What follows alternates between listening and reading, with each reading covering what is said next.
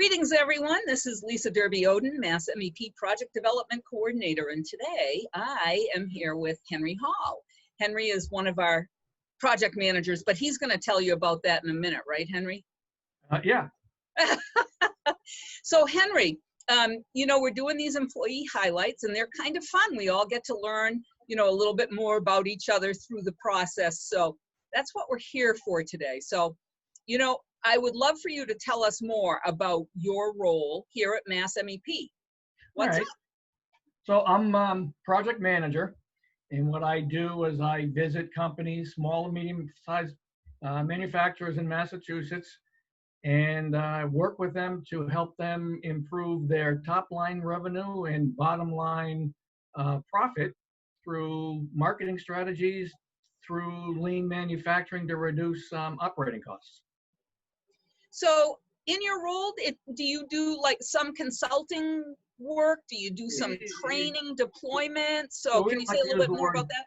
It's not so much a consultant as more of a trusted advisor. I guess you could say. Yep. I guess you could say consultant, but you know we're more a trusted advisor than a consultant. You know, we want to be more of a partner rather than someone who just talks. So the goal is to get results. Okay. Well, that's great. Results. That's great. In addition to the trusted advisor, part of being that trusted advisor means you also have the capability to deliver some of the training topics that you Sure. identify with them? Sure. As we've kind of gone virtual in the last couple of months, we've done some virtual trainings of very similar to what we do when we've delivered them on site, such as Lean 101s, successful teams, team involved in problem solving, such as that. So things that we used to deliver on site, face to face, we are now in the process of starting to deliver virtually. Keep everybody safe. It's a whole new world, isn't it? The whole new world. Your place, our place, or cyberspace. Oh, there we go. That's a good one. I like that one. Okay, well, so, you know, give me a little more of the background here. Like, for example, how did you find your way to MassMEP? And can you fill us in on your background? Like what has prepared you to be a good trusted advisor here at MassMEP? Okay, well, to start with, that's a double question. I got to remember both questions in order. You know, I've been in manufacturing for a long time. I'll say over 35 years, but I'm not going to count exactly how much over. And so I've been a process engineer, an industrial engineer, a project manager, quality engineer, quality manager, new product development manager, and finished it up at my previous company where I was there for 30 years as a plant manager of an operation that we ended up offshoring, unfortunately. Wow.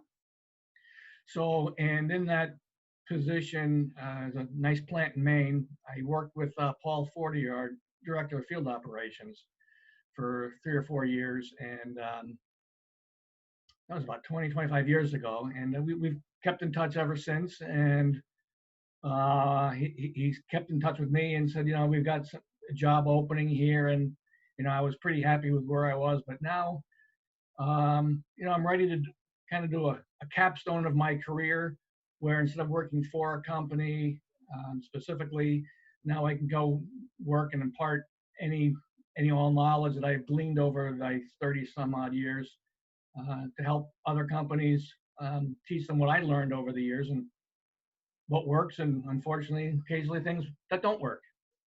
Yeah, well, I was going to say it's probably is nice to be able to use all your cumulative knowledge and experience.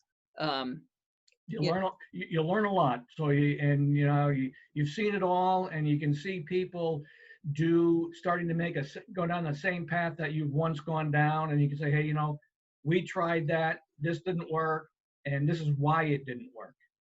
I'm not saying it won't work for you, but here's the results that we got, and here's why. And you know, that's a pretty powerful thing to be able to impart to a client, is a mistake that you made so they don't make the same mistake. Yeah, yeah. This is the right way to go, or what I perceive to be the right way to go, and you know, this is why this was successful. This worked, this didn't work, and why. And it's very beneficial. Yeah, no, that's great. That's great. Hey, so that's all the serious stuff. Now let's get into some of the fun stuff. Well, combination of fun and serious. Like, what's your passion? And I want to talk about your passion in a couple of different things, like as related to your work and then in your personal life. All right, And so go ahead. So passion in terms of work, I've been a trained Six Sigma black belt for 20 some odd years, and I've worked with companies in Europe, and in a component plant where I used to work. You have your product has a interaction with the finished assembly, and when you start to understand how your own product and the processes impact the variation in your customer's process, when you learn something that is what I call the aha moment, is when you learn something about your process and or the customer's process that you didn't know before, that you can make an adjustment, make a tweak, change the process such that you reduce the variability. And then that variability reduction really helps the end customer with a much better, more robust product. That's a lot of fun. Yeah, I was going to say aha moments are really, I love that term because you can't even describe it better than that. It's an incredible feeling. Yeah. We learned something. Yeah, exactly. Okay, so then how about like in your personal life? What? Having not been able to play baseball all that well, for some reason I'm a big baseball fan. So I go to Cape Cod League games here. When my boys were younger, I helped coach T-ball, Little League, Farm League, Babe Ruth League, and then it got out of my hands because then they got to be needing more information and more coaching that I could do. So then we watched them play high school baseball, all into college, and we still tweet during baseball games when they're on TV. And why'd you throw that pitch? The aha moment. Well, why'd you do that? Hey, so tell me, have you loved baseball ever since like you were a little kid? Absolutely. Okay, so you started even when you were a little kid yourself then. I remember when I was probably 6 or 7 years old, my grandfather took me to Yankee Stadium, and he was a big Yankees fan, and What stadium? Yankee Stadium. That's the it's not from around here.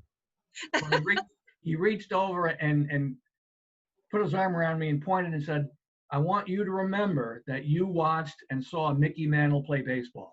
Wow. And that was something you just don't forget.